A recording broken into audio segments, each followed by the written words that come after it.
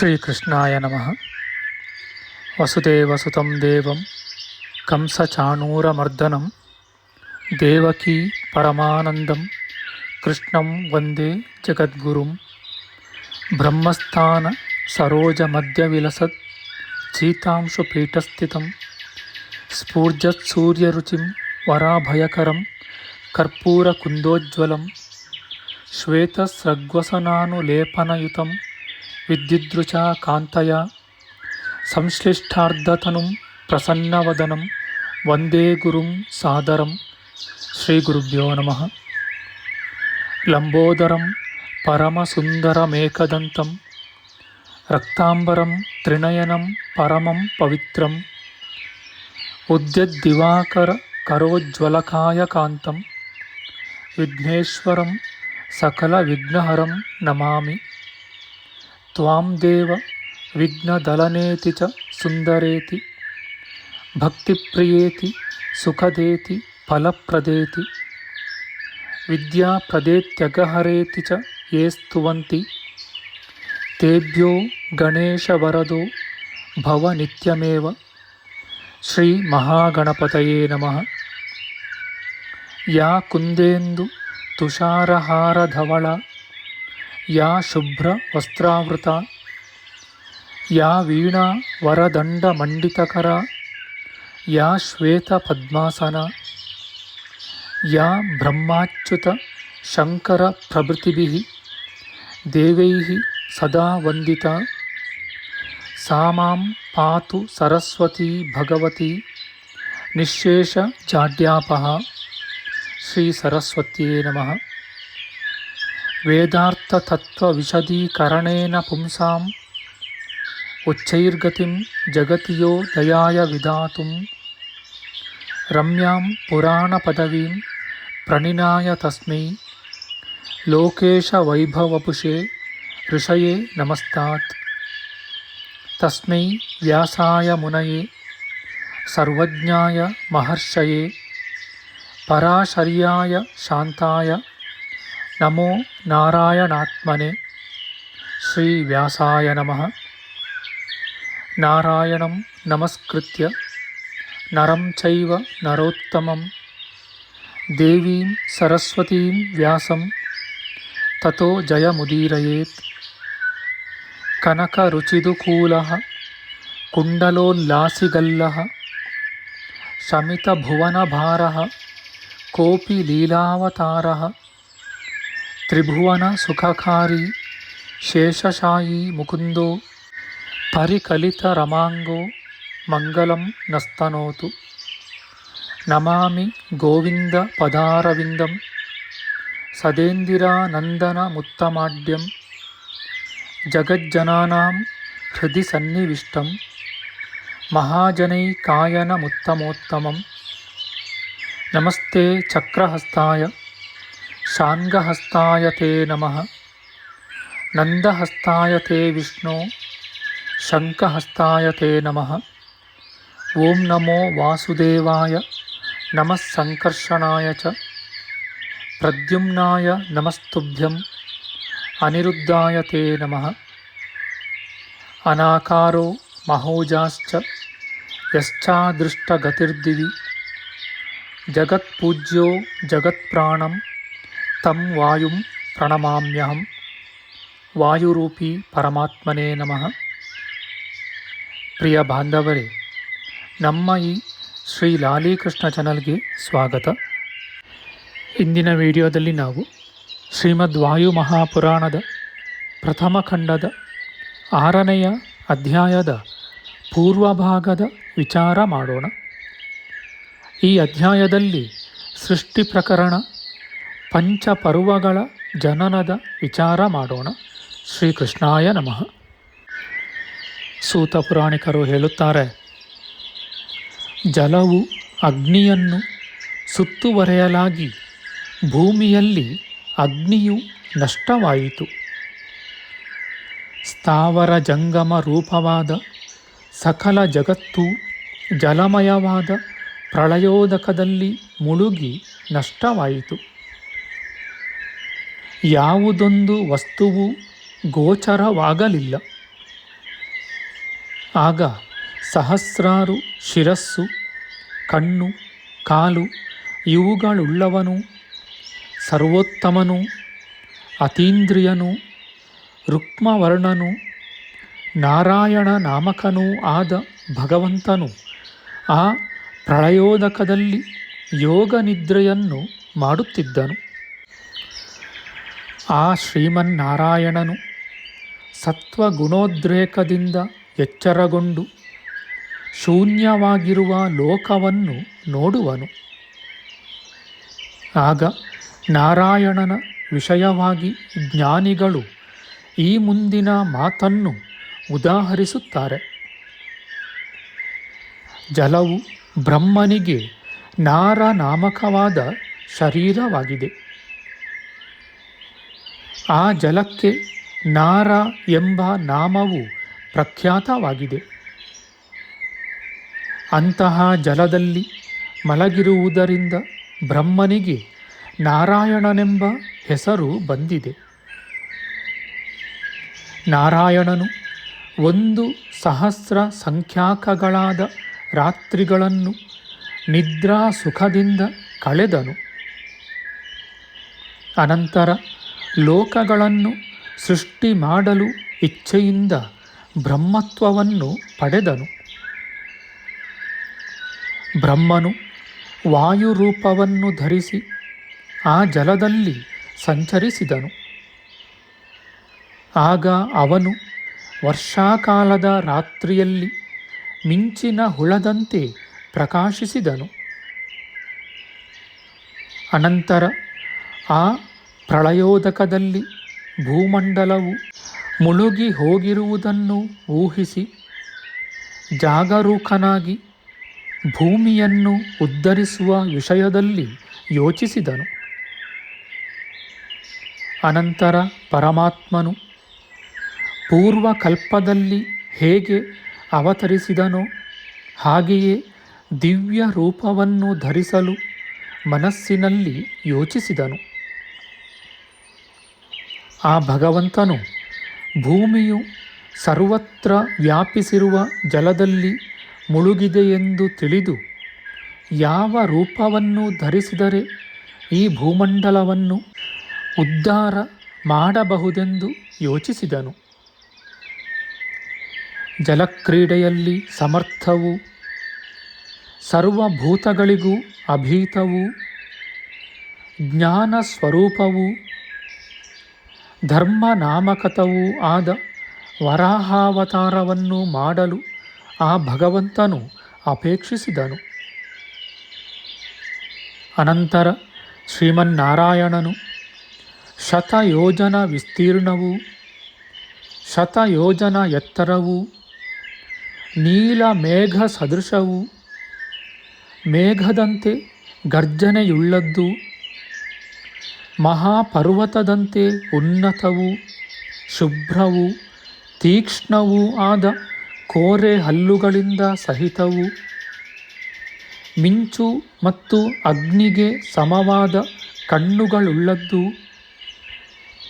ಸೂರ್ಯನಂತೆ ಪ್ರಕಾಶವೂ ಸ್ಥೂಲವೂ ವರ್ತುಲವೂ ಆದ ಹೆಗಲುಗಳುಳ್ಳದ್ದು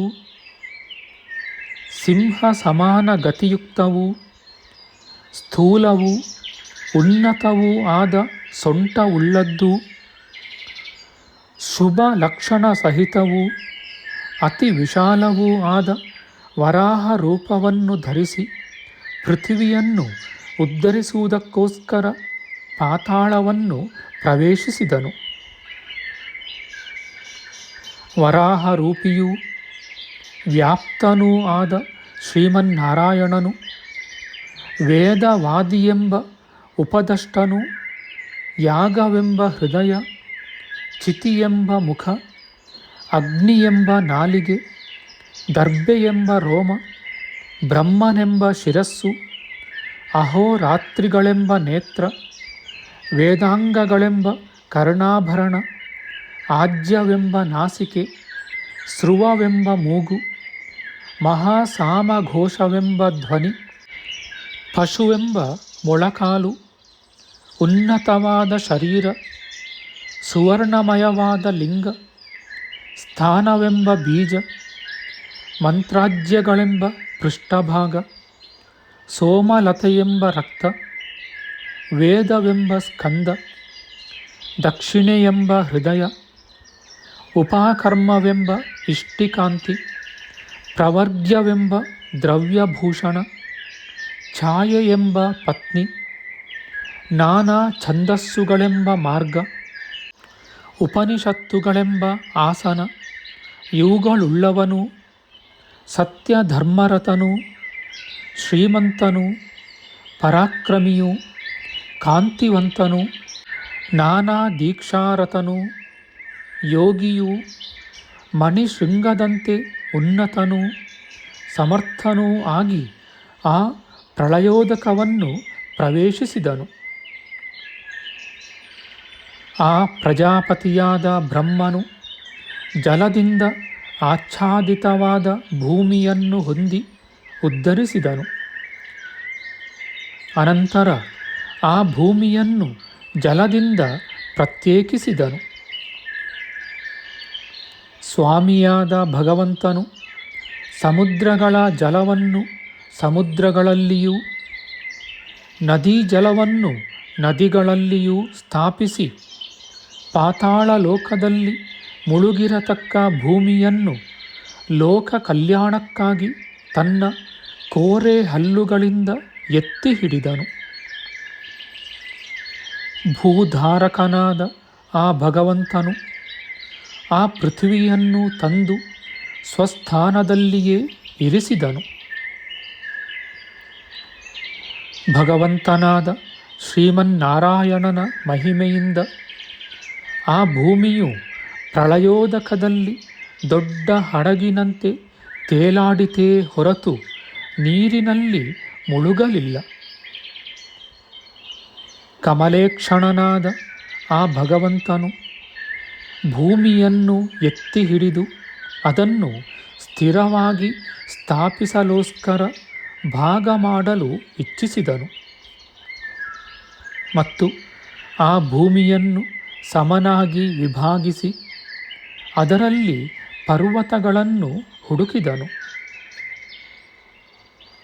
ಪೂರ್ವದಲ್ಲಿ ಪ್ರಳಯಾಗ್ನಿಯಿಂದ ಸುಟ್ಟು ಭಸ್ಮವಾಗಿಯೂ ವಿಸ್ತೀರ್ಣವಾಗಿಯೂ ಇರುವ ಪರ್ವತಗಳು ನಾಮಾವಶೇಷಗಳಾದವು. ಆಗ ವಾಯುದೇವನು ಶೀತಲವಾದ ಪ್ರಳಯೋದಕವನ್ನು ಶೋಷಿಸಿ ಎಲ್ಲೆಲ್ಲಿ ಆ ಶೀರ್ಣವಾದ ಪರ್ವತಗಳನ್ನು ರಾಶಿ ಹಾಕಿದ್ದನೋ ಅಲ್ಲಲ್ಲಿ ಆ ರಾಶಿಗಳು ಪರ್ವತಾಕಾರಗಳಾಗಿ ನಿಂತವು. ಆ ಪರ್ವತಗಳು ಗಳಿತವಾದ ಭಾಗ ಉಳ್ಳವುಗಳಾದುದರಿಂದ ಅಚಲವೆಂಬುದಾಗಿಯೂ ಗಂಟುಗಳಿರುವುದರಿಂದ ಪರ್ವತಗಳೆಂಬುದಾಗಿಯೂ ಜಲಾಂತರ್ಗತವಾದುದರಿಂದ ಗಿರಿ ಎಂಬುದಾಗಿಯೂ ಒಟ್ಟುಗೂಡಿರುವುದರಿಂದ ಶಿಲೋಚ್ಛಯವೆಂಬುದಾಗಿಯೂ ಪ್ರಖ್ಯಾತವಾಗಿವೆ. ಅನಂತರ ಆ ಪರ್ವತಗಳು ಹೀಗೆ ಪ್ರಳಯೋದಕದಲ್ಲಿ ವಿಶೀರ್ಣವಾಗಲು ವಿಶ್ವಕರ್ತನಾದ ಆ ಭಗವಂತನು ಕಲ್ಪಾದಿಯಲ್ಲಿ ಅವನ್ನು ಪುನಃ ಪುನಃ ವಿಭಾಗಿಸುತ್ತಾನೆ. ಆಗ ಆ ಭಗವಂತನು ಸಮುದ್ರಗಳು, ಸಪ್ತದ್ವೀಪಗಳು, ಪರ್ವತಗಳು ಇವುಗಳಿಂದ ಕೂಡಿದ ಭೂಮಿಯನ್ನು, ಭೂರಾದಿ 4 ಲೋಕಗಳನ್ನು ಪುನಃ ಸೃಷ್ಟಿ ಮಾಡಿದನು. ಹೀಗೆ ಲೋಕಗಳನ್ನು ಸೃಷ್ಟಿಸಿ ಅವುಗಳಲ್ಲಿ ಪ್ರಜಾಸೃಷ್ಟಿಯನ್ನು ಮಾಡಿದನು. ಉತ್ಪತ್ತಿ ಶೂನ್ಯನೂ ಪೂರ್ಣನೂ ಆದ ಭಗವಂತನು ಪ್ರಜೆಗಳನ್ನು ಸೃಷ್ಟಿಸಲು ಇಚ್ಛೆಯಿಂದ ಆಯಾ ಕಲ್ಪ ಪ್ರಾರಂಭದಲ್ಲಿ ಪೂರ್ವಕಲ್ಪಗಳಂತೆಯೇ ಆಯಾ ವಸ್ತುಗಳನ್ನು ಸೃಷ್ಟಿಸಿರುವನು. ಮಹಾತ್ಮನಾದ ಭಗವಂತನು ಮನಃಪೂರ್ವಕವಾಗಿ ಸೃಷ್ಟಿಯನ್ನು ಮಾಡಲು ಯೋಚಿಸಿದನು. ಅದೇ ಸಮಯದಲ್ಲಿಯೇ ಸರಿಯಾಗಿ ತಮಸ್ಸು, ಮೋಹ ಮಹಾಮೋಹ, ತಾಮಿಸ್ರ ಮತ್ತು ಅಂಧತಾಮಿಸ್ರವೆಂಬ ಪಂಚಪರ್ವವೆಂದು ಪ್ರಖ್ಯಾತವಾದ ಅವಿದ್ಯೆಯು ಆ ಭಗವಂತನಿಂದ ಸೃಷ್ಟಿಸಲ್ಪಟ್ಟಿತು. ಆ ಭಗವಂತನು ಅಭಿಮಾನಿ ದೇವತೆಗಳನ್ನು ಯೋಚಿಸಿ 5 ವಿಧವಾದ ಸೃಷ್ಟಿಯನ್ನು ಮಾಡಿದನು. ಪಾತ್ರೆಯು ದೀಪದ ಬೆಳಕನ್ನು ಮುಚ್ಚುವಂತೆ ಅಂಧಕಾರದಿಂದ ಲೋಕಗಳು ಸರ್ವತ್ರ ಆವೃತವಾದವು. ಭೂಮಂಡಲದ ಹೊರಗೆ ಒಳಗೆ ಎಂಬ ಉಭಯ ಭಾಗಗಳಲ್ಲಿಯೂ ಶುದ್ಧವಾದ ಪ್ರಕಾಶವಿಲ್ಲದೆಯೇ ಅಂಧಕಾರವು ವ್ಯಾಪಿಸಿತು. ಆ ಅಂಧಕಾರಗಳಿಂದ ಬುದ್ಧಿಯೂ ಮುಖ್ಯವಾದ ಇಂದ್ರಿಯಗಳೂ ಆವೃತಗಳಾದುದರಿಂದ ಅವು ನಗ ಎಂಬುದಾಗಿ ಪ್ರಸಿದ್ಧಿಯಾಗಿವೆ. ಆಗ ಬ್ರಹ್ಮನು ಮುಖ್ಯವಾದ ಸೃಷ್ಟಿಗೆ ಹೀಗೆ ಆ ಅಂಧಕಾರವು ಅಸಾಧಕವಾಗಿದೆಯೆಂದು ಯೋಚಿಸಿ ಅಸಂತುಷ್ಟ ಮನಸ್ಕನಾಗಿ ಧ್ಯಾನ ಮಾಡಿದನು. ಆಗ ಬ್ರಹ್ಮನು ಸರ್ವತ್ರ ಧ್ಯಾನ ಮಾಡಿದುದರಿಂದ ಎಲ್ಲೆಲ್ಲಿಯೂ ಸೃಷ್ಟಿಯು ಉಂಟಾಯಿತು. ಆ ಸೃಷ್ಟಿ ಪ್ರವಾಹಕ್ಕೆ ತೀರ್ಯಕ್ ಸ್ತೋತ್ರವೆಂಬುದಾಗಿ ನಾಮವು ಉಂಟಾಗಿದೆ. ಅವೆಲ್ಲವೂ ಅಜ್ಞಾನಮಯವಾದುದರಿಂದ ಅಜ್ಞಾನ ಪ್ರಚುರಗಳೆಂದು ಹೆಸರುಗೊಂಡವು. ಅಮಾರ್ಗಗಾಮಿಗಳಾಗಿರುವುದರಿಂದ ಯುಕ್ತಾಯುಕ್ತ ವಿವೇಕ ಶೂನ್ಯವಾಗಿ ಆದವು. ನಮ್ಮ ಮುಂದಿನ ವಿಡಿಯೋದಲ್ಲಿ ನಾವು ಶ್ರೀಮದ್ ವಾಯು ಮಹಾಪುರಾಣದ ಪ್ರಥಮ ಖಂಡದ 6ನೆಯ ಅಧ್ಯಾಯದ ಉತ್ತರ ಭಾಗದ ವಿಚಾರ ಮಾಡೋಣ. ಆಧ್ಯಾತ್ಮಿಕ ಚರ್ಚೆ ಮತ್ತು ವಿಚಾರ ವಿನಿಮಯಕ್ಕಾಗಿ ಶುರು ಮಾಡಿದ ಈ ಚಾನಲ್ನಲ್ಲಿ ನಾವು ಅಪ್ಲೋಡ್ ಮಾಡುವ ಎಲ್ಲ ವಿಡಿಯೋಗಳನ್ನು ಸಂಪೂರ್ಣವಾಗಿ ನೋಡಿ ನಿಮ್ಮ ಸಲಹೆಗಳನ್ನು ಕಮೆಂಟ್ ಬಾಕ್ಸ್ನಲ್ಲಿ ಬರೆಯಿರಿ. ಈ ಚಾನಲ್ಗೆ ಸಬ್ಸ್ಕ್ರೈಬ್ ಮಾಡಿ ಹಾಗೂ ಬೆಲ್ ಬಟನ್ ಒತ್ತಿ ನಾವು ಹಾಕುವ ಎಲ್ಲ ವಿಡಿಯೋಗಳನ್ನು ನೋಡಿ ಪ್ರೋತ್ಸಾಹಿಸಿ. ಕೃಷ್ಣಂ ನಾರಾಯಣಂ ವಂದೇ ಕೃಷ್ಣಂ ವಂದೇ ವ್ರಜಪ್ರಿಯಂ ಕೃಷ್ಣಂ ದ್ವೈಪಾಯನಂ ವಂದೇ ಕೃಷ್ಣಂ ವಂದೇ ಪೃಥಾಸುತಂ. ಶ್ರೀಕೃಷ್ಣಾಯ ನಮಃ.